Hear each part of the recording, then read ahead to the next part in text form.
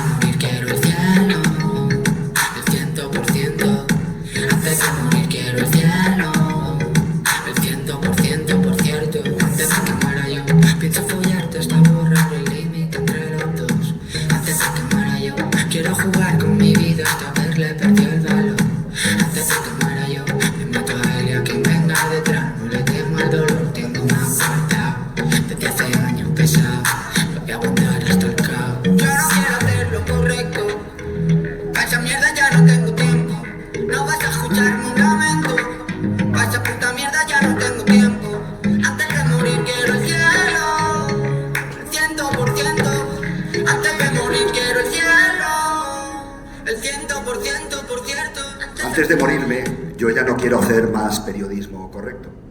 Yo no quiero seguir escribiendo con la tinta seca del siglo XX. Dogmas heredados, manuales polvorientos, axiomas repetidos hasta el aburrimiento. Yo no quiero seguir leyendo el mundo como si hoy fuera 1995. Y peor aún, contarlo con la voz temblorosa de aquel que teme romper el cristal de un escaparate. Yo no tengo la culpa.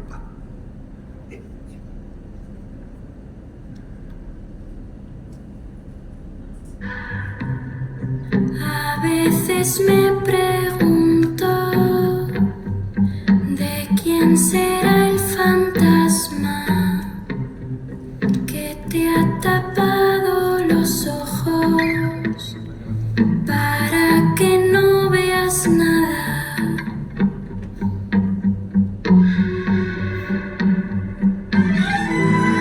Santos que yo te pinte, demonios se tienen que volver.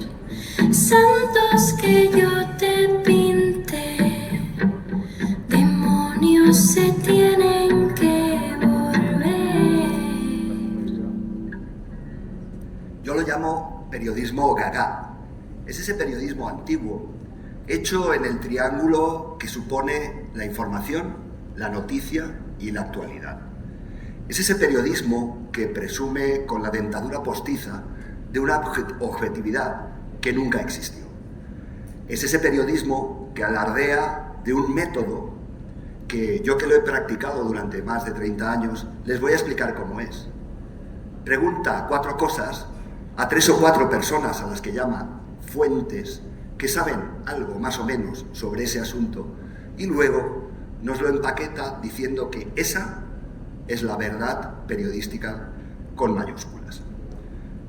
Como si la suma de unos cuantos hechos y unos pocos datos, sin contexto, sin vida, sin sudor, sin presencia, sin vida, pudiera acercarse un poquito a la extraordinaria complejidad de la existencia humana, aquello que nos hace humanos. Detrás de todo eso, de todo ese método, solo hay miedo. Miedo que hay que perder, porque para poder hablar un lenguaje nuevo, primero y antes que nada, hay que olvidar las palabras viejas que ya no sirven. Hay que olvidar. Vamos a olvidar esta amargura, nuestra pena más profunda. Vamos a por otra ronda más. Vamos a brindar por los fracasos, por los golpes y rechazos. Sí, vamos a olvidar, vamos a olvidar nuestra alegría arrancaron de raíz, que solo dejaron la desdicha del jardín, que el último enero se fue con el viento y volvieron a morir. Vamos a olvidar, brindemos con todo lo que queda por vivir, porque las estrellas se relucen desde aquí, por cada mirada que rompa el alma y nos haga sentir. La crisis existencial que vive el periodismo, que vivimos los y las periodistas, la crisis del periodismo convencional, informativo, tópico y cliché, de sus noticias, de su actualidad, de su actualización constante, no es ninguna tragedia. Al contrario, es una grieta por la que entra la luz. Es una ventana abierta por la que corren otros aires.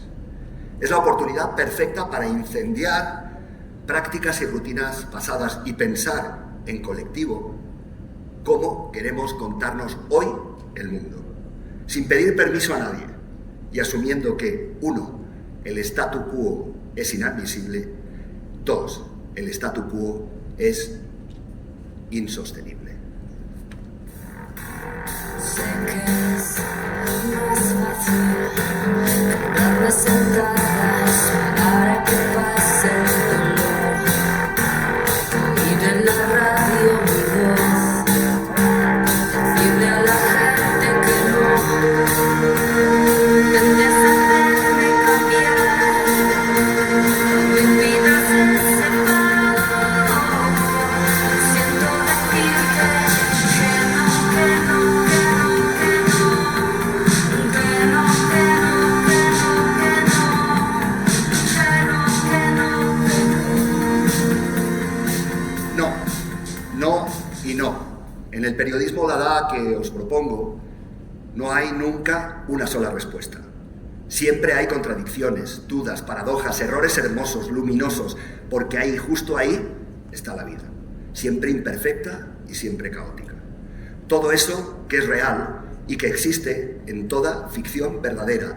Lo voy a repetir 3 veces. Ficción verdadera, ficción verdadera, ficción verdadera. Es ese caos de luz que está en el mundo y que aún no entendemos.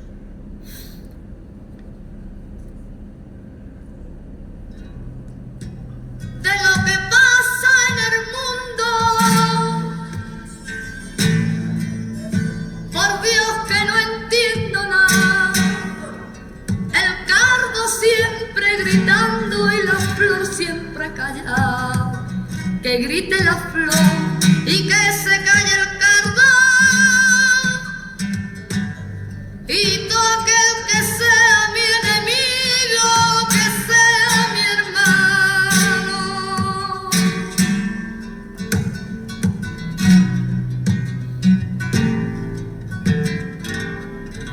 Sigamos por esa senda, a ver que lo encontramos. Esa luz que está en la tierra y que nosotros apagamos, Señor de los... ¿Y si dejamos de contar el mundo como si el apocalipsis fuera a suceder mañana? ¿Y si dejamos de contar el mundo como si todo fuera urgente? ¿Y si le perdemos el respeto a esa cosa que llaman actualidad, la actualidad de lo extraordinario, esa fruta podrida que los medios y muchos colegas periodistas nos venden como si fuera fruta fresca. ¿Y si le perdemos el respeto a todo aquello que nos enseñaron? El respeto,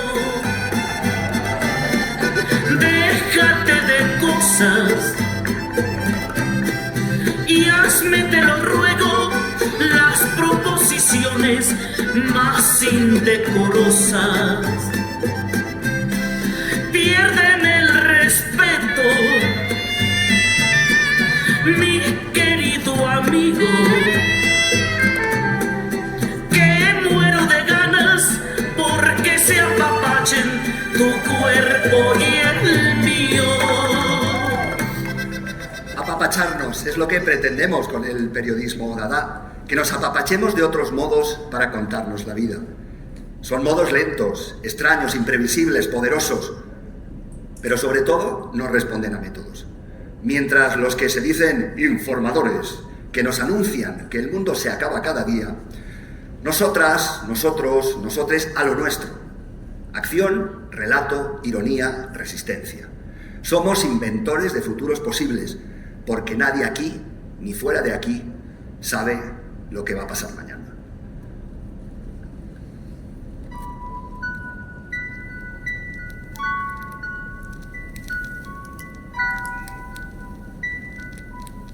Ey, dicen que el mundo va a acabarse, ojalá que sea pronto. A veces picheo y me hago el tonto. ¿Quién puñeta dijo que yo quiero ser ejemplo? Todo lo bueno que hago, lo hago porque lo siento y está cabrón.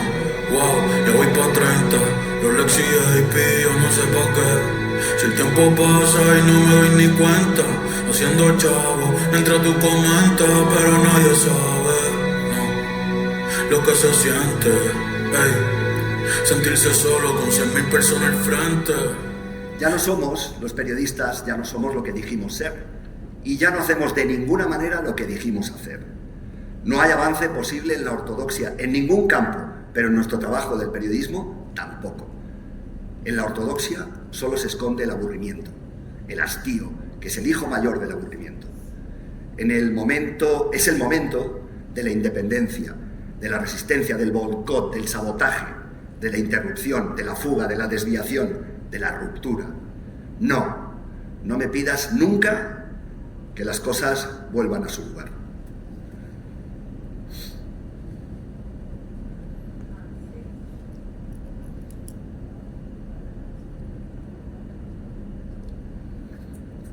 Ahí debía entrar una rola que los chicos me imagino que estarán buscando. Es una rola muy hermosa que se llama Vos. Hola, Aileen. Pero como no entra, os seguiré soltando. Me gusta este espacio, Flor, me gusta esto de sentirme como un cura, ¿sabes? Súper divertido esto, ¿no? No se me había ocurrido. Hundirme acá tirado y no tengo planeado morirme desangrado y no me pida que no vuelva a intentar que las cosas vuelvan a su lugar. Estamos siendo cuidadosos, como caminando por un piso resbaloso, sabiendo que un paso en falso nos lleva al fondo del pozo. Será lo tembloroso de la espuma bailando en mi corazón rabioso. Entender todo es un poco soberbio, querer explicar todo es un poco por nervios. Por eso hablo hasta por los codos y me pongo ebrio y ya no sé si jodo, me lo tomo en serio y desconfío. El miedo a dar un salto y encontrar a vacío, ansio que esto que siento no sea mío, porque de pronto se siente tan frío. Parece que saber hacerse bien es todo un desafío. Parece que saberse hacer bien...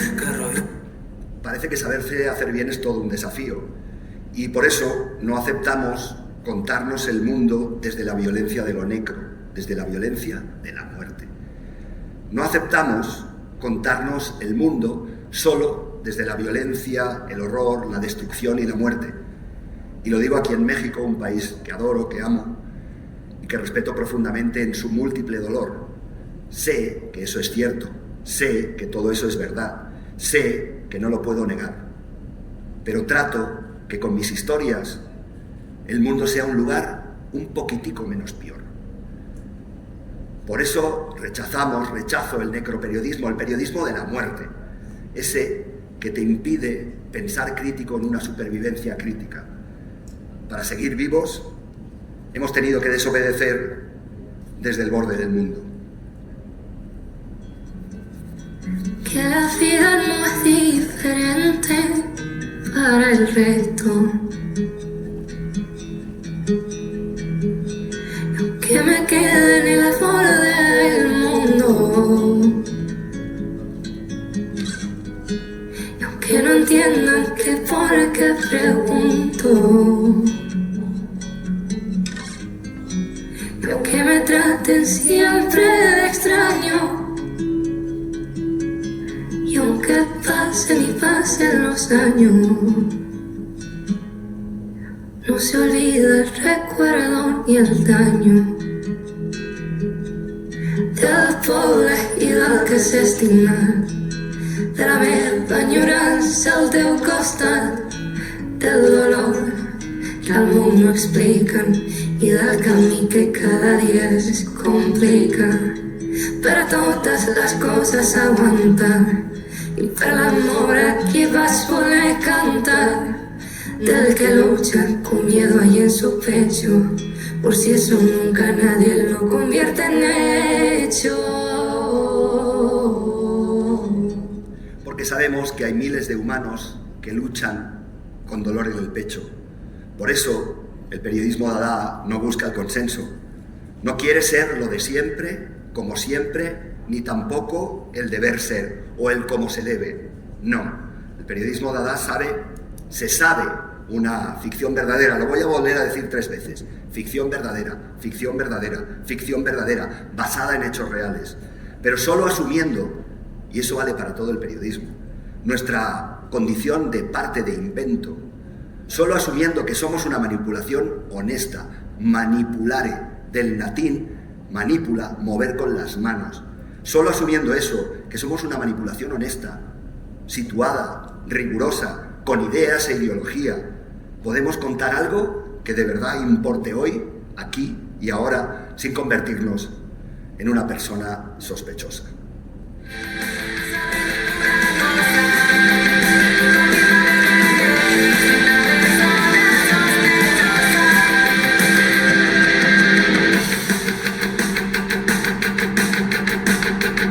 Dime que no te equivocas al elegir la ropa. Dime que no has visto nunca una peli porno y que no te tocas. No eres de fiar si no te salgo mal. No eres de los míos si no la puedes pagar. No eres de fiar si no te salgo mal. No eres de los míos si no la puedes pagar. Dime que nunca has cambiado, que nunca has engañado a tu pareja y que nunca has robado. El dato jode el relato. Los datos importan, sí, no lo voy a negar, pero no soy un dato, no somos datos.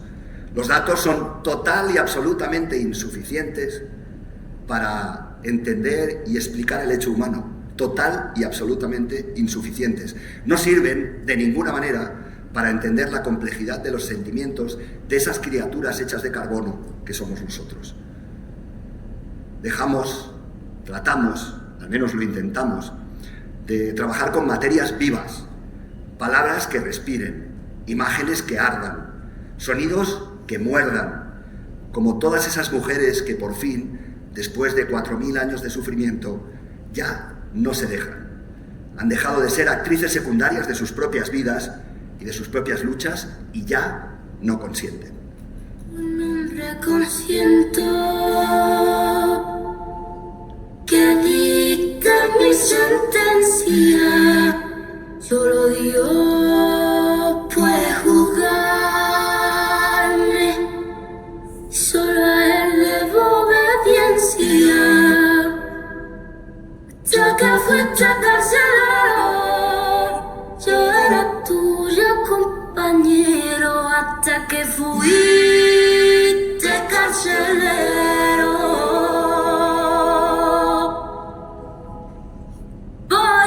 tatuarme en la piel tu inicial porque la mía, pa' acordarme para siempre de lo que me hiciste un día, de lo que me hiciste un día. Voy a tatuarme en la piel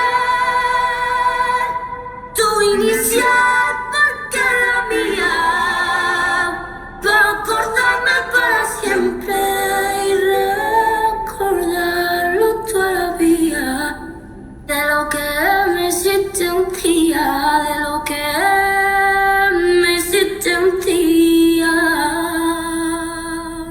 No tatuamos el interior de nuestras historias con bisutería barata y accesorios de información. Nuestros sentimientos contados son actos de belleza. Nosotros tratamos de que sean maneras de acercarse a una supuesta verdad desde la libertad. Hoy, como siempre en la historia de la humanidad, en la estética se juega la ética. Aunque nuestros sentidos, como nuestros ojos, muchas veces nos mientan. Días de sol que amanece, miente tus ojitos, mira tan bonito, y mi corazón se hace pedacitos, y mi corazón se hace pedacitos, miente tus ojitos, mira tan bonito, y mi corazón se hace pedacitos. No somos un espejo plano, frío, repleto de supuestos hechos que ya no le importan a nadie. Somos un caleidoscopio roto que te obliga a mirar desde ángulos casi imposibles, a fragmentar la realidad para verla de nuevo, verla otra vez y aceptar que ninguna pieza acaba encajando del todo. No queremos denunciar, no queremos derrocar presidentes, no queremos hacer historia en singular y con mayúscula. Queremos historias en plural y con minúsculas. Queremos historias que respiren vida, que muten, que cambien, que se contradigan, que cambien de ritmo como el latido de un corazón que no para de latir hasta el día del fin. No queremos, por supuesto, traducir a los otros. Tampoco queremos ser la voz de los sin voz. No, esas ideas esconden hoy como ayer el mismo discurso vacío, viejo, colonial, racista, extractivista. Ir, agarrar la historia, sacarla de allí, aprovecharte sin devolver nada a esas personas que tuvieron a bien abrirte la vida y dedicarte una historia. No traducimos porque solo escuchamos el susurro atento del mundo.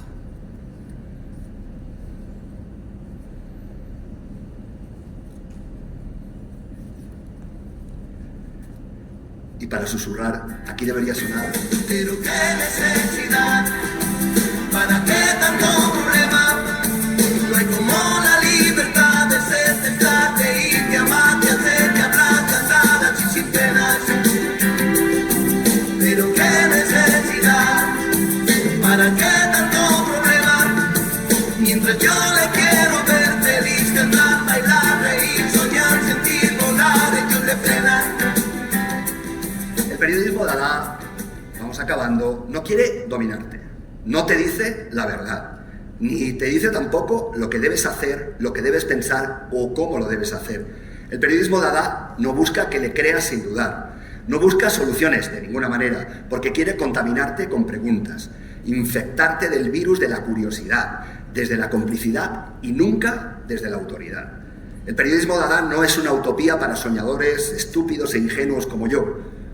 Es una pura necesidad. Necesitamos un hackeo urgente del periodismo para quienes, especialmente aquellos que sois más jóvenes, crear periodismos nuevos, otros y despiertos.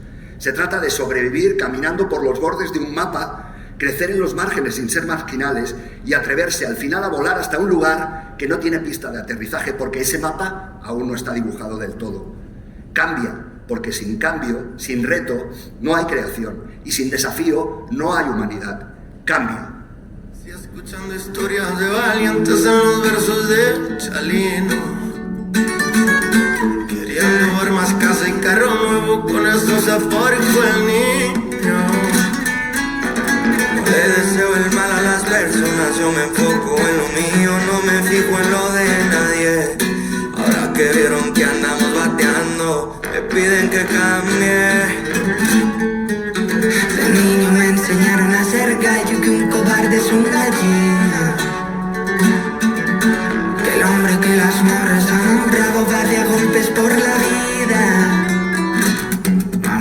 Y ahora le rascan los huevos al toro y a la hora de los chingazos no saben ni a quién rezarle. Y ahora que saben cómo rompe el león, me piden que cambie. Así cambiamos y el periodismo dada se mezcla y se contamina con todas las artes, con todas las letras, con todas las ciencias, se unta de remix, de collage, de poesía. Todo sirve para imaginar un mundo distinto. El periodismo dada asume su falibilidad, se equivoca todo el rato, y eso es un gesto de fuerza, no de debilidad, como me hicieron a mí creer cuando me educaron como periodista. Muestra su proceso, orgullosamente hecho a mano, y se ríe con ironía, y a veces también con falta de respeto, del periodismo convencional, rápido y furioso, ese que hace clic, pero que ya ha hecho crack, porque está muerto. Tenemos la obligación de hacer algo diferente, algo sexy, sexy, sexy. Sexo sexy, esa palabra difícil, cree que tengo Alexi. Yo quiero sexo sexy, se hace la difícil, tiene miedo al éxito. Preguntaba tú y ella caro. Tú no pensaste muchas cales y tampoco el encanto. From the one you say, si miras al ser que me piensas tanto. Hay muchos periodismos dadas, diversos y poderosos, que hackean el periodismo convencional, que inspiran, que rugen, que hacen ruido, que se divierten, que incomodan. Son periodismos que te devuelven las ganas de mirar para tocar, oler y ver, leyendo, escuchando y viendo. Busquen y encontrarán. Hay muchos y muy diversos. Son maravillosos, hechos por gente maravillosa. Son genuinos, diversos, situados, poderosos y te ayudan a escuchar para sentir y oler la vida. Son variados y multiformes, pero todos compartimos una condición. Todos cuidamos las historias como si fueran semillas de plantas.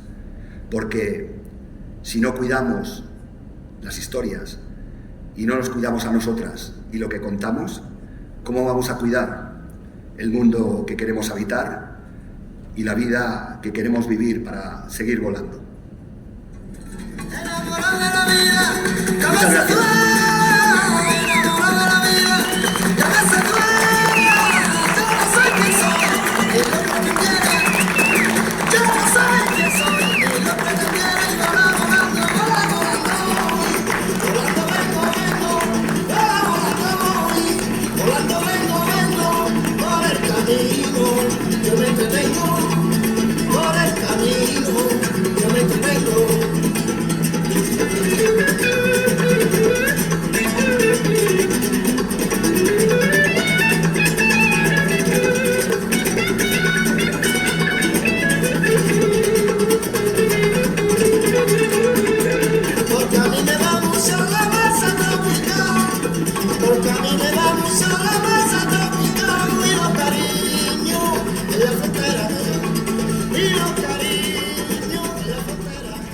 Muchas gracias.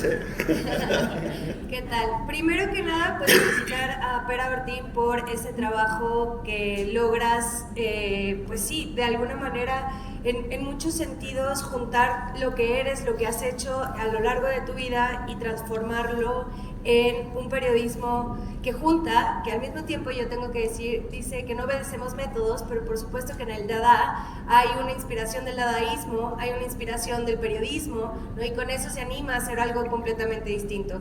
A partir de eso me gustaría compartirles primero ¿cómo le llamarías?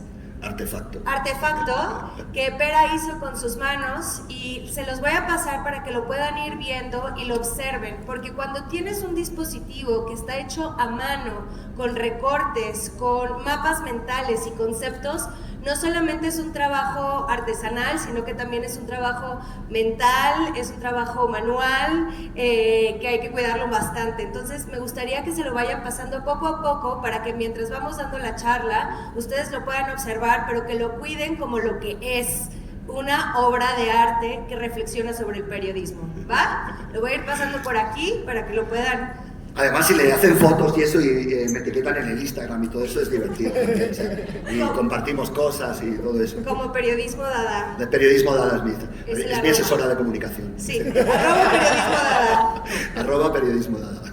Pues primero me gustaría un poco compartirte mis impresiones de decir, escucharte me provocó querer dibujar, ¿no? Y eso es algo que de entrada es como bajar el estrés, bajar la ansiedad, bajar como esas ganas de estar en el celular mirando una conferencia de donde, ay, ya me aburrí, ya no sé dónde estoy, y que al contrario, logras con el ritmo, con la intención, mantener la atención de la gente. Yo les volteaba a ver y veía cómo movían los hombritos, ¿no? Habían personas que se interesaban y disfrutaban, y esto también se abre en un concepto de conferencia performática.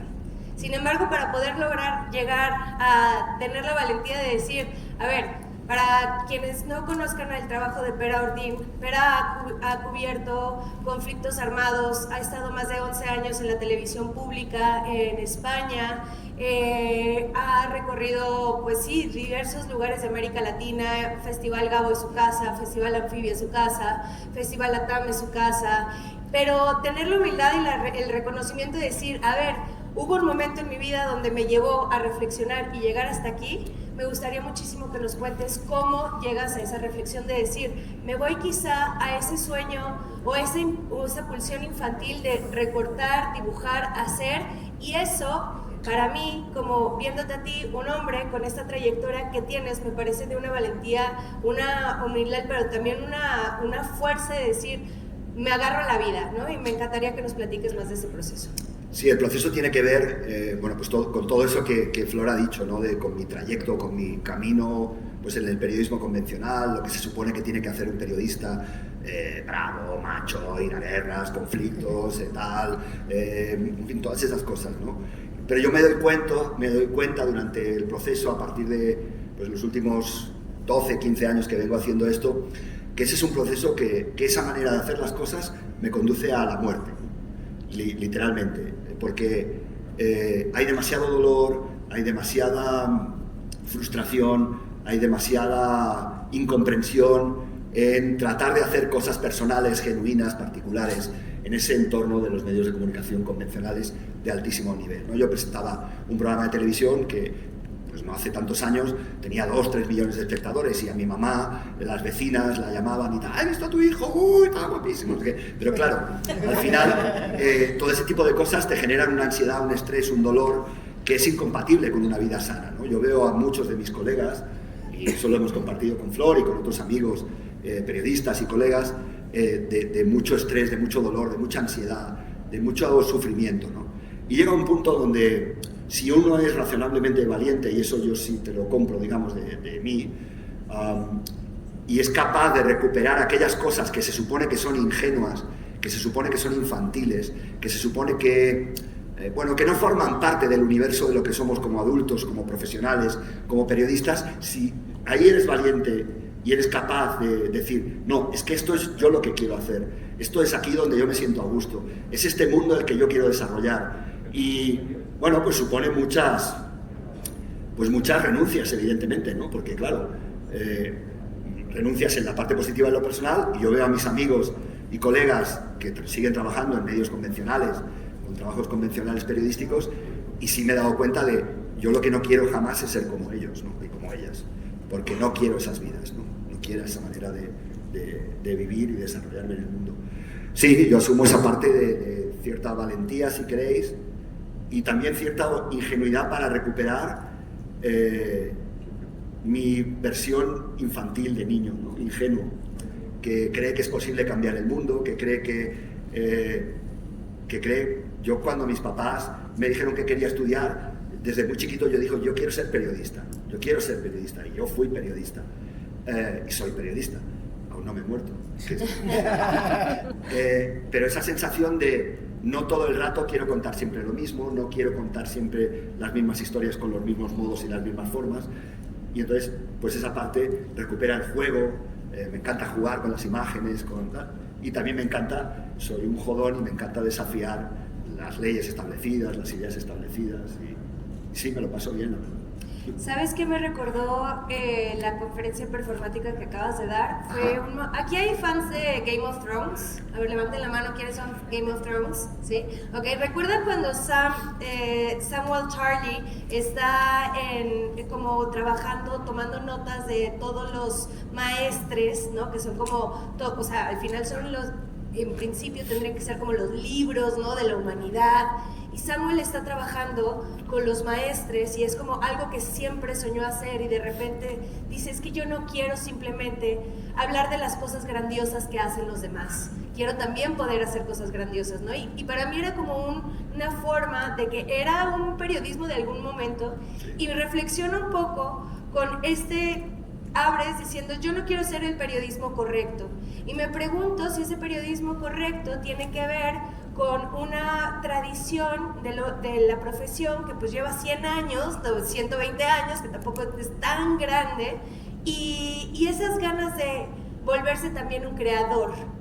Sí, por supuesto, o sea, cuando uno tiene ciertas inquietudes, se da cuenta que tú vas a un consejo de redacción, en una televisora, en una radio. Yo he trabajado muchos años también en el periódico más grande de mi ciudad, de Barcelona, y abundan muchas cosas, pero lo que no abunda en una redacción periodística es la creatividad y la imaginación. Entonces, esas fuentes de creatividad y de imaginación siempre están castradas, siempre están castradas. Y eso va en contra del espíritu humano. Hay muchas cosas, a mí me interesa mucho Roberto Rossellini, el cineasta italiano, que decía que un espíritu que nace libre no puede aprender a ser esclavo, de ninguna manera. A ser esclavo de nada absolutamente, y por supuesto tampoco del supuesto método periodístico. Y en esa idea de imaginación, creatividad, es como tú tienes que sobrevivir casi en muchas situaciones castrado, limitándote a ti misma todo el rato con mucho dolor. ¿Por qué voy a negarlo, no? ¿Por qué no puedo hacer esto? No, es que se tiene que hacer así. Pero ¿eso en qué Biblia lo pone? ¿Por qué se tiene que hacer así? ¿Quién ha dicho que se hacen las cosas así? ¿Por qué se hacen así? Me gusta interpelar esas cuestiones y en una redacción convencional es imposible. En la mía, en mi camino vital, además, eran redacciones machas, eran redacciones autoritarias, eran redacciones de botellas de whisky en los cajones, eran redacciones de borrachos, drogadictos, alcohólicos. No estoy haciendo una caricatura, es real lo que estoy diciendo. Gente con severos problemas psicológicos, de adicciones, gente que no veía a sus hijos en una semana, en fin, cosas que a mí me parecen locas, ¿no? Entonces, ¿quiero yo vivir esa vida? No, por supuesto que no. Y a los más jóvenes y tal, os recomiendo sobre todo que no trabajéis, si os puedo recomendar algo, que no trabajéis nunca en un medio de comunicación convencional. He dicho. Ahora, hay en estas declaraciones, también ese periodismo correcto es el que busca el encono al final de cuentas entre ciertos grupos, ¿no? Sí, todo el día polarizando, todo el día buscando pelea, todo el día diciendo que tiene razón. Puta, yo es que además debe ser muy jodido tener todo el día razón, todo el rato razón. Es que yo los veo en la tele, en la radio, en los periódicos, en las columnas, los columnistas, todo el rato tienen razón. Es que debe ser aburridísimo tener razón todo el rato. O sea, no sé qué harán con sus esposas o sus esposos, con sus hijos, también tendrán razón todo el rato, todo el tiempo, ¿no? Me parece que es súper jodido tener razón todo el rato y no asumir nunca, equivocarse, ser un ser humano que tiene defectos, que tiene... ¿Dónde está escrito que el periodismo nunca se equivoca?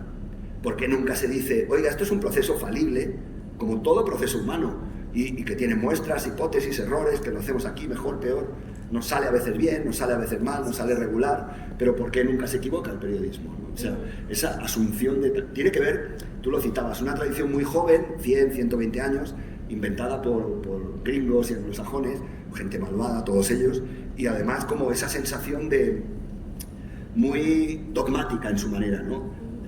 5Ws, 5Ws, tal. Y lo más sorprendente para mí, yo soy profe en la Universidad Autónoma de Barcelona, se sigue estudiando esa vaina. O sea, siguen diciéndole a los chicos y a las chicas que eso es la manera de contar el mundo para acercarse a lo real, ¿no? Eso es una farsa. Y hay que tener, creo yo, los arrestos, por no decir otra cosa, una palabra, ya saben los ibéricos somos muy brutos a la hora de utilizar el español, ¿no? Pero no diré la palabra que mi cerebro estaba pensando. Hay que tener los arrestos, la valentía para decir que eso es así y para confrontar a todos esos periodistas y a todas esas periodistas convencionales que nos dicen que eso no es así. O sea, hay que enfrentarse a ello, hay que trabajar desde esa idea de así no hacemos bien. En la conferencia de la mañana hablaban sobre como la diferencia que existe incluso dentro de las regiones de México, dentro del periodismo, y analizaban pues las diferencias y que muchas veces pensamos como el periodismo, pero ellos hablaban de que en verdad dentro de México encontramos periodismos, narrativas distintas y que podemos empezar, ¿no? O más bien no sé si empezar o necesitamos incidir en esa idea de que son periodismos.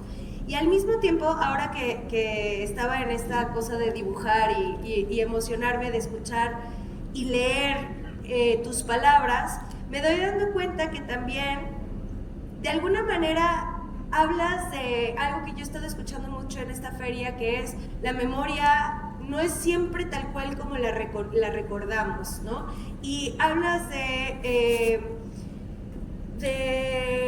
la ficción verdadera, ¿no? ¿A qué te refieres con eso? Bueno, pues me refiero al periodismo, es lo que hacemos. Nosotros construimos ficción, no me voy a poner intensa, pero citando a Borges. Las palabras, primero y antes que nada, son creaciones estéticas, ¿vale? Cualquier, sí lo voy a decir, pendejo o pendeja que te diga que una palabra representa la realidad es un sinvergüenza. Pensar que a través de las palabras tú puedes confrontar la realidad y reflejarla as it is, exactamente como es un sinvergüenza. Eso no existe, no es posible. Pero asumir que no es posible te da la condición humana. No podemos acceder a la realidad. Esto es una mesa de madera, ¿ok? Sí, nos hemos dotado de una palabra que es mesa y nos hemos planteado que esto se llama madera. Pero ¿y si se llamara hierro? ¿Vale? Entonces, sin ponernos elevados a la hora de pensar, mi máster es en filosofía de los retos contemporáneos. Después de estudiar periodismo y cine, estudié filosofía. Pero también sé bailar, o sea que no pasa nada. A lo que voy es que ya dejemos de engañar a la gente a través de cualquier hecho estético, una palabra, una imagen, un sonido. No se accede a la verdad, no se accede a la realidad. Son representaciones de la realidad y eso es una ficción y no pasa nada por asumir que hacemos ficción con la verdad, con la realidad. No pasa absolutamente nada. Manipulamos rigurosa y honesta y atentamente aquello que contamos y lo hacemos, si somos honestos y rigurosos, pues lo hacemos en buena lid, con buena fe, y si somos mala gente, pues hacemos, yo qué sé, televisión azteca o cosas de esas. No quiero que me ponga Perdón, si hay algún colega de azteca. Hay que trabajar. Y al mismo tiempo pensar, decir que si esta verdad que tú hablas misma te puedes decir, bueno, y quizá a lo mejor no, falta más contexto, falta tal, también animarnos a decir eso. Sí, siempre nos falta algo. No quiero ponernos ponernos como muy presumidas en estos conceptos grandes, pero al mismo tiempo en el que Pera habla sobre que no tiene método o que no habla de palabras grandes como estética y ética, ¿no? Y dice algo que a mí me llamó mucho la atención, que es en la estética también se juega como siempre la ética. Y me gustaría que ahondaras más en esa idea. A ver, eso es para fabricar titulares para el Instagram. No, es importante que en la dimensión de toda imagen bella, por ejemplo, hay una dimensión siempre estética, ¿no? O sea, no podemos ser ingenuos en ese sentido para no creer que nuestra dimensión a la hora de creadores de imágenes, de palabras, de sonidos, no tiene una dimensión estética. Cuando tú lees un texto que está bien escrito, que tiene ritmo interno, que ha sido dibujado con las palabras, tú sientes una pulsión musical dentro de tu cuerpo y eso es una dimensión ética también, ¿no? Sí, y cuando lees un texto que está mal escrito me refiero que no tiene ritmo, que no tiene buena narrativa, que no gestiona bien el uso de las palabras en español o en cualquier lengua, sientes que hay un defecto ético también, porque no hay preocupación, porque no se ha hecho bien, o en el caso actual, pues ya sabemos, ¿no?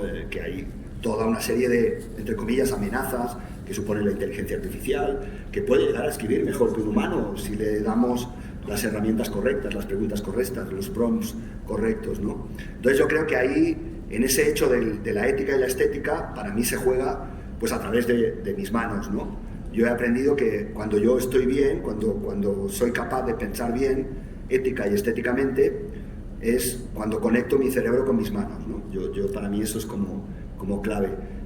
Yo estoy abandonando hasta el nivel que se puede, abandonando las palabras escritas, ¿no?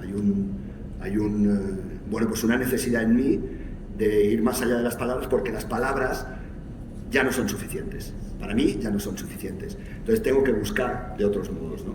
Con todo el background, con toda la mochila que tengo, con todo lo que he aprendido, con las canas y la alopecia incipiente, pues uno va como cargando toda la mochila y al final toma decisiones.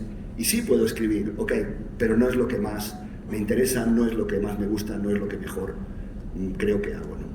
Y si este periodismo occidental es negro, Sí. entonces ¿hay un periodismo de vida? Sí. ¿O hay un periodismo que nos hace, pues, no sé, vincular, unir?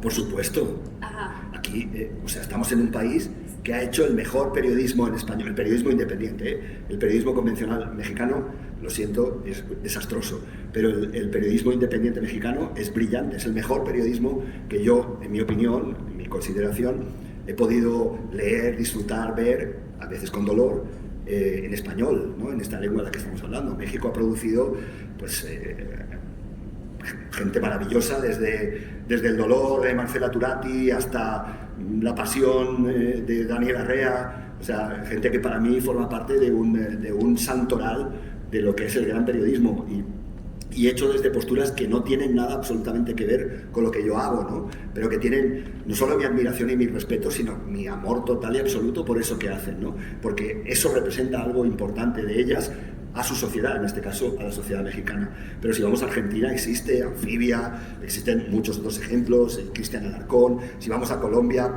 Colombia es un país maravilloso, donde tienes 070, tienes Vorágine, tienes Mutante, gente que está haciendo trabajos maravillosos desde los espacios, como yo lo defino por ahí, desde los márgenes del mapa, ¿no? Pero que no son marginales, no son trabajos marginales, están hechos en los márgenes del mapa, pero forman parte del mapa, y eso para mí es muy importante, ¿no? O sea, tú no puedes construir hoy un análisis periodístico sin pensar en Mutante, en Marcela Turati, en Daniel Arrea, en Cristian Alarcón. No puedes, en el periodismo en español, no puedes obviar esos nombres si eres una persona razonablemente inteligente, ¿no? Y eso está hecho todo desde los márgenes de los mapas periodísticos convencionales. Y aunque no coincida en muchos casos con ellos, con su mirada, con su planteamiento, con sus ideas o con sus prácticas concretas, o yo las haría de otro modo, para mí tienen mi admiración y mi respeto total y mi amor absoluto. O sea. Y ahora, ¿qué posición dices que el periodismo dada no quiere dominarte? Y pienso entonces si el periodismo tradicional busca dominar a través de las ideas. Por supuesto. Y si en verdad el periodismo dada es la utopía, no es la utopía para soñadores y es el hackeo urgente. O sea, ¿qué sí te da? ¿Te da las ganas de crear el periodismo dada? No solo te da ganas de crear, sino te da ganas de romper la realidad y analizarla y remontarla de otros modos. O sea, lo que yo durante muchos años he tenido la suerte de trabajar mucho en África Negra y aprender mucho de la disciplina, el talento y la capacidad de artistas, intelectuales, periodistas, pensadores de África Negra, ¿no? De Angola, de Mozambique, de Sudáfrica, del Congo, de Camerún. Hace 2 semanas estaba en Senegal, en Dakar, trabajando con ellos. Y, por ejemplo, podríamos aplicarlo acá con los pueblos originarios, ¿no? Diferentes maneras de entender el tiempo, diferentes maneras de entender las narrativas, diferentes maneras de acercarse a la realidad, diferentes maneras de pensar el movimiento, de pensar el amor, de pensar el respeto, de pensar la naturaleza, de pensar miles de cosas, ¿no? Y eso simplemente es una sensación de yo no quiero imponerte una mirada, porque mi mirada va a ser pues la que tengo, blanco, heterocis, europeo, occidental, que mide 1,85, que tiene 57 años, que se está quedando calvo. Yo tengo una mirada situada, como tú tienes la tuya. Y tratar de abstraerme de eso es un esfuerzo y un ejercicio interesante, pero muchas veces es imposible. Yo me río muchas veces de situaciones en las que, lo he dicho ahí, ¿no? Nuestro medio es el traductor de los otros. Puta, no te necesitan para traducir nada. O sea, ¿tú quién te has creído que eres? O somos la voz de los sin voz. Mierda, esa locución supone quitarle la voz a la gente que ya la tiene. Y tú, con tu acción, le quitas esa voz. Y tu acción nunca es inocente. Yo lo he practicado, o sea, yo hablo desde mi propio dolor. Yo cuando reflexiono sobre mi carrera y toda esta parte del trabajo que os he planteado hoy aquí en esta conferencia así rara, tiene que ver con esas reflexiones, ¿no? Yo he hecho eso, o sea, vas, extraes la historia, te la llevas a Europa y puta, y luego piensas, ¿y por qué nunca volví a ese pueblo? ¿Por qué nunca les escribí? ¿Por qué nunca les dije lo que hice? ¿Por qué nunca les envié el reportaje? Y hoy, que sí se puede hacer, tampoco se hace. Todo el día, no sé, si tienes una visión un poco crítica del periodismo y lo ves, todo el día robándole la vida a la gente, para aprovecharte y sacarla tú en otro lugar, sin ningún retorno. Y eso a mí me parece pues un auténtico desastre. Y eso hay que decirlo más. Hay que decirlo más y todos los días a los medios que se ufanan diciendo que ellos son la voz de los sin voz, que traducen a los otros, que ayudan a los pobres, tal. Puta, no, tu trabajo es ganar dinero, es hacer tal, y si haces eso, les quitas la voz. ¿Por qué no les ayudas a que publiquen en tu medio?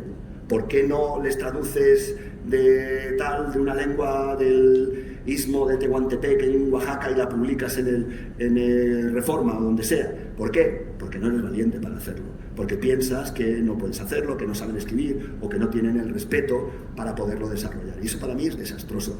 Y el periodismo convencional, informativo, tópico, cliché, colabora todos los días en eso. Y hay que decirlo. Hoy día hay una conversación muy importante sobre quién tiene la capacidad, o más bien las llaves, digamos, por llamarlo de alguna manera sin que suene raro, de poder contar ciertas historias, ¿no? Y tú eres un hombre blanco que va al África negra, sí, y que has trabajado durante mucho tiempo ahí y que podría ser como contradictorio incluso, ¿no? ¿Cómo evitas esa contradicción de una manera ética en la que te haga sentido a ti? Yo no, esa pregunta me la he hecho durante mucho tiempo y a partir de ese proceso de aprendizaje yo lo que hago es tratar, en la mayoría de los casos más o menos me va saliendo bien, de ceder mis páginas a los otros. Los gringos lo llaman pass the mic, pasa el micro, ¿no? O sea, yo no me quedo el micro, tengo el libro, o sea, el libro se imprime en Barcelona, lo editan a Random House y tal. Mi último trabajo, una novela gráfica, me gusta mucho cambiar de géneros y hacer muchas cosas diferentes, ¿no?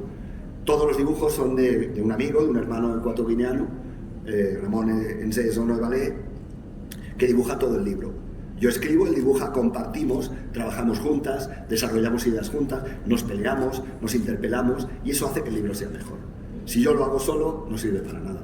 Sí, bueno, ya está hecho, otro libro más, ¿no? Si lo hago junto con él, con ella o con quien sea, me he demostrado a mí mismo que el libro es más valioso, que el trabajo es más valioso y es más rico para todas las personas que lo pueden ver.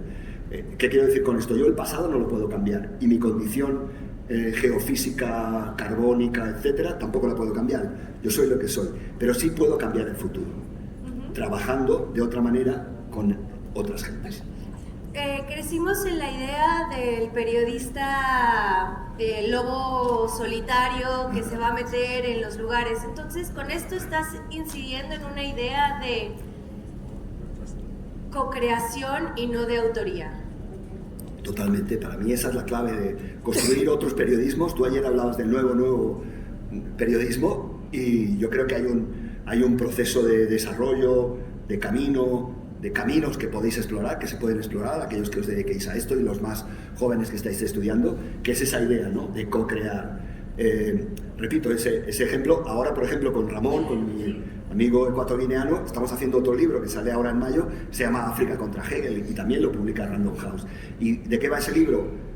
Digamos, va contra mí, es sobre la razón racista, sobre cómo durante muchos siglos, toda la vida, los hombres que son como yo definieron el mundo. Cómo se debe pensar, cómo se debe hacer, cómo se debe actuar, cómo se debe comprender, cómo tal. Empezamos pues todos, desde la filosofía clásica hasta tal. Y todos los demás conocimientos fueron olvidados. o apartados, o directamente despreciados por racistas, ¿no? México es un caso claro con la colonización española, pero en África, en Asia, etc. Y pues eso, pues también hay que trabajarlo. ¿Por qué es mejor las variaciones Goldberg de Bach que tocar la cora en Senegal? ¿Eso dónde lo pone? ¿En qué manual, en qué Biblia pone que eso es verdad? ¿Y por qué carajo Bach es mejor que un señor en Senegal tocando la cora? ¿Por qué? Yo me pregunto eso y nadie sabe responder. No, es que Bach tiene tal, no sé qué, y toca el piano y tal. A ver, a este señor nadie le hizo caso cuando hizo esa obra. Y sí, es bonita y tal, pero también es bonito tocar la cora.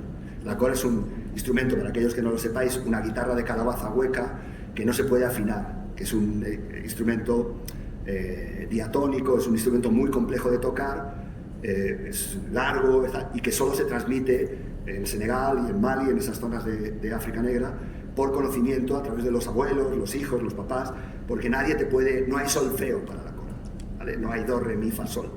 Claro, eso es fascinante, pero claro, los blancos, europeos, occidentales piensan que Bach, Beethoven, Mozart son el top de lo top. Bueno, yo es que eso no lo veo. De acuerdo. Me gustaría abrir ahora el micrófono para el público si tienen preguntas sobre cómo hacer este hackeo urgente al periodismo. Gracias. Sí, muchas gracias. Bueno, estoy muy emocionado de escuchar toda esta charla. Yo me desempeño como reportero y jefe de información en un medio de comunicación de una microrregión de Jalisco, es una región muy pequeña, y me llama mucho la atención el hecho de que se nos menciona siempre a nosotros desde la redacción que sigamos estas historias que de repente pues sí suelen ser como muy extractivas. Vamos, hacemos la nota, viste muy bonito y hasta ahí queda. Y yo sí me había planteado muchas veces esta pregunta: ¿qué más podemos hacer en relación con regresar y retribuirles a estas personas? Porque de repente sí sonamos a que nada más vamos, hacemos nuestra chamba, como que tomamos algo que no nos pertenece por sacar nuestro trabajo y hasta ahí queda. ¿Cómo ser más Peri-Ortín, más periodismo Dada y menos TV Azteca, menos Televisa, etcétera?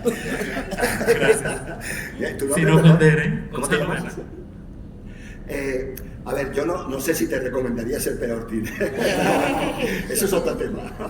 Esa es otra cuestión. Por ejemplo, mira, con mi amiga June Fernández, que es la fundadora de un medio en Euskadi que se llama Pícara Magazine, un medio feminista lesbiano brutal, que las chicas hacen un trabajo hermoso.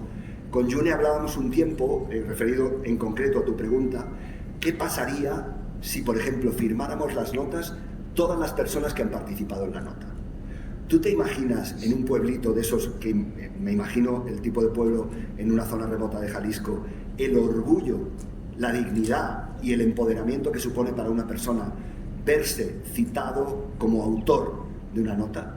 Eso es un paradigma que rompe con el periodismo convencional, que dice que nosotros somos los que amasamos el pan, ponemos la levadura, la sal, el agua y hacemos la barra de pan, no hacemos el pan. No, oiga, es que si la historia de esas tres personas, además de tu nombre, esas tres personas forman parte de esta historia y sin ellas no hay historia. Yo creo que ese es un ejemplo práctico, no lo hemos conseguido nunca desarrollar bien en la práctica. June alguna vez lo ha hecho en Pícara, pero es un ejemplo razonablemente sencillo de hacer, donde pone un nombre, pones 3 o 4 o 6 o los que hagan falta, ¿no? Y eso les da a la gente a la que tú le retribuyes de esa manera, le da un chingo de orgullo y de empoderamiento fuerte, porque ya no se sienten solo sujetos pasivos de una historia que ha sido extraída de su tierra, de su corazón, de su casa, de su cocina, de donde sea. Se sienten parte de esa historia. Para mí eso es bien sencillo de hacer, no incorpora ninguna complejidad narrativa, estrategia, estilística, no, y se puede hacer muy fácil. ¿Respondí? Sí. ¿Tenemos otras preguntas, por favor? Bueno, yo soy estudiante de la licenciatura de Comunicación Pública y a mí me surge mucho la duda de cómo ha sido la adaptación del periodismo Dada, ya que nos enseñan una estructura y cuando no seguimos esa estructura recibimos un rechazo hacia ella. A ver, ¿esos son tus profes o quién te hace eso?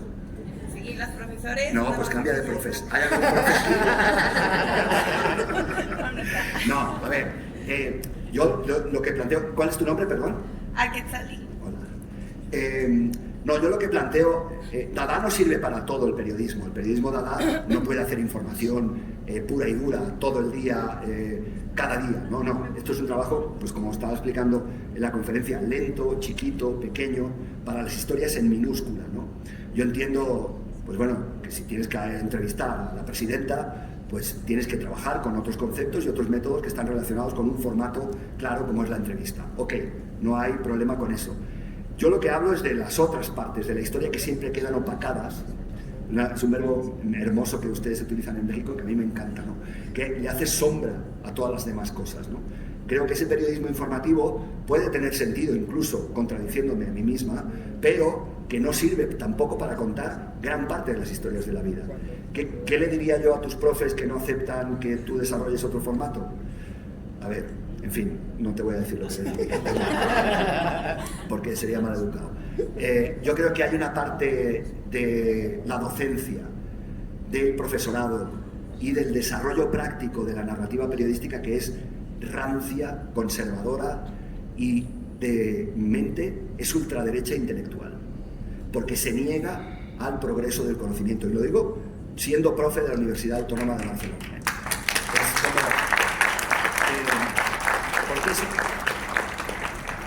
Es muy fácil ir a dar una clase del reportaje. Puta, yo podría hacer eso. Eileen Truax podría hacer eso. Pero no, trabajamos, desarrollamos ideas y tal, con un método, con unos conocimientos, con una edad y unos años que nos avala la experiencia para poder tratar de ser ayudantes del conocimiento de otros seres humanos más jovencitos, pero no con un método que te obligue a hacer las cosas como yo las hice. Esa es la destrucción del conocimiento y eso pasa todos los días en todas las universidades del mundo. Ayer hablaba de mi abuelita, yo soy de un pueblo de Valencia, en España, y en Sagunto, y entonces mi abuelita cuando hacía paella decía, en valenciano, una lengua vernácula de allá, me decía, hijo, fin, esto se ha hecho así toda la vida y así se tiene que hacer. Pero abuelita, ¿y si le echamos esto? Yo agarraba, no sé qué había por la cocina y le echaba. ¡No! Porque eso no se puede poner en la paella, ¿no? O sea, esto no se puede hacer así. Pues es esa actitud que tenía mi abuela, conservadora, etcétera, tal, la que tienen gran parte de los docentes, gran parte de los periodistas también. El método es este. Oiga, ¿y por qué no discutimos ese método? ¿Y por qué no hacemos otras cosas? ¿Y por qué no desarrollamos? Porque el mundo cambió y nosotros tenemos que cambiar con el mundo. Tú no eres igual que yo. Y tu mundo no es el mío, y tu mundo se cuenta de una manera que no es la mía, y tú tienes no solo el derecho, sino la obligación de contar el mundo a tu manera, no con la manera de un señor viejo tal como yo. Esto está clarísimo, para mí.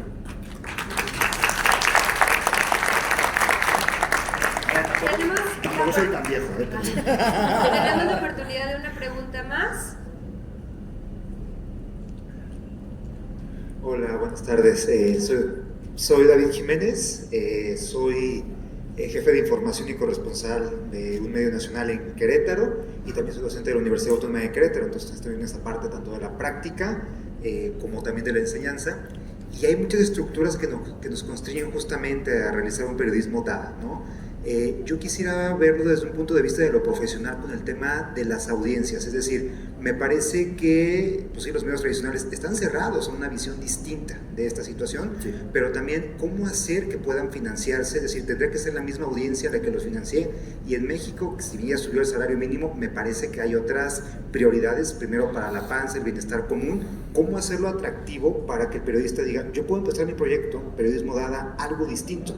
Por otra parte, y nada más con eso cierro, desde la academia, pues lamentablemente el periodismo pasa de una cuestión muy técnica, que hablamos de los 80, de enseñar los manuales de siempre, a una profesionalización.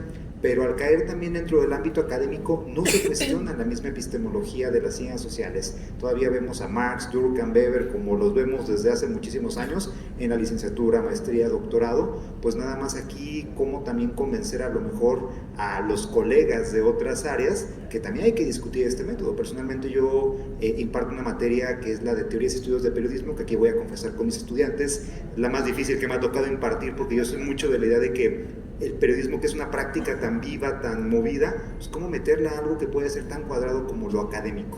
Entonces yo también soy mucho de que me causa mucho este escándalo el hecho de que tengamos teorías y estudios de periodismo algo tan vivo encuadrar en algo como la academia. Muchas gracias.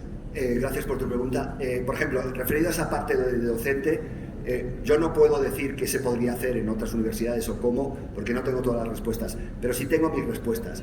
Yo con mis chicos, yo no trabajo en clase, yo no trabajo en el salón, en el aula. Mis chicos trabajan, y no son míos, vamos, ya me entendéis, trabajan conmigo en la calle. Y para mí hay dos retos fundamentales en la enseñanza del periodismo. Uno, en el periodismo llueve, en el periodismo hace frío, en el periodismo hace calor, en el periodismo no te responden, en el periodismo... Y trabajan conmigo en 4 lugares. En una comisaría de policía, en un hospital, en la entrada de urgencias, en una estación de metro y en un mercado de abastos. Y ellos, conmigo, y ellas, trabajan la vida. Es que quiero hacer una crónica sobre economía. Voy a ver qué dice la OCDE. Perdón por la expresión, a la verga lo que diga la OCDE. ¿Por qué 1 kilo de aguacate es tan caro en Barcelona? Ve a hablar con todas las personas que hablan, que trabajan con el aguacate, que lo traen al mercado. ¿Por qué vale 2, 3, 4 euros un aguacate? ¿De dónde viene? ¿Cómo sale? Habla con las señoras, pregúntales. Eso es hacer periodismo, eso es enseñar periodismo desde mi punto de vista, ¿eh? Yo no leería jamás a Adorno, a Finkelkraut o cosas de estas, a mí eso no me interesa nada. Pero sí he hecho mucho periodismo y sí me doy cuenta que la academia tiene un gran aparato teórico, pero puta, lo dejas en el mercado y no sabes qué hacer con ese aparato teórico. Entonces, claro, hay que combinar. Yo os he dicho, yo soy máster en teoría de la filosofía contemporánea. Digamos, un pendejo no me considero, pero sí sé que Adorno no vale para el precio del aguacate. ¿Qué hago con mis alumnos y alumnas? Van conmigo a la comisaría, reportean, y profe, es que no sé preguntar, me da igual, o sea, si no hay pregunta no hay periodismo. Es que el policía tiene cara de... es que la señora no me quiere responder, pues busca otra. Es que hace frío, perdón, te jodes. Pues haz periodismo, ¿no? Tengo algunas, sobre todo chicas, que les da mucho miedo, pavor, llamar por teléfono. Es como un reto. Puta, agarra el teléfono y llama. Es que no me responde por WhatsApp. No, que llames. Ay, ¿seguro? ¿Y si es de mala educación? Que no. Bueno, pues así trato de enseñar yo lo poco que sé de periodismo, trato de transmitirlo, no enseñarlo. Y referido a la cuestión práctica, a ver, yo no niego las dificultades de conseguir un trabajo formal, convencional, establecido, especialmente en lugares como México. No soy estúpido, ¿no? En España también, pero acá, en Colombia, en Argentina, peor aún. No niego esas dificultades. Lo que también pienso es, de alguna manera, si Rodolfo Walsh, Gabo, Martín Caparrós, que hicieron para mí un gran periodismo de respeto en las generaciones anteriores, no tenían esas mismas preguntas. Y ellas tuvieron que desarrollar sus métodos, sus estrategias, sus posibilidades para buscarse la vida. Yo creo que el reto ahora es, para tus estudiantes y para los míos, construir fuera de los medios y desarrollar. Aquí a mi derecha tengo un ejemplo claro de por dónde puede ir el camino. Yo le tengo mucha admiración y mucho respeto a Flor, porque hace un gran trabajo. Pero hay muchas otras maneras de hacerlo fuera de los medios. Y yo creo que ese es el camino que incluso deberíamos enseñar. O sea, ser mucho más inteligentes como profes y profas para enseñar que no va por ahí. Que, de verdad, porque en muchos casos nunca lo han hecho, pero ¿quién quiere trabajar en un medio convencional? De verdad, ¿quién quiere trabajar ahí? No, desarrolla tu propio parkour, tu propio camino. Y ahora sí se puede, antes no se podía. Yo recuerdo de jovencitos con mis amigos que hacíamos fanzines con fotocopias, que hacíamos periódicos, lo que llamábamos nosotros periódicos, y revistas culturales. Yo era punk y tenía, pues, ¿sabes?, pelo de colores y todo eso. Y hablábamos de música y de cine, y teníamos que hacer fotocopias, y teníamos una cosa, no sé cómo se llamaba acá, un ciclostil que le rodabas la vuelta y salían copias. Y era lo que hacíamos. Bueno, teníamos una radio libre, que habíamos ocupado un edificio y habíamos puesto una antena de radio. No sé, pues ahora está internet, están las redes. Y yo creo que eso es lo que les debemos enseñar. Desafío y dificultades que siempre, claro, las va a haber, ¿no? No sé si he respondido a tu pregunta, pero lo he intentado. Pues espera, llegamos al final de la charla. Yo te agradezco muchísimo. Por favor, hay que darle un gran aplauso a Pera.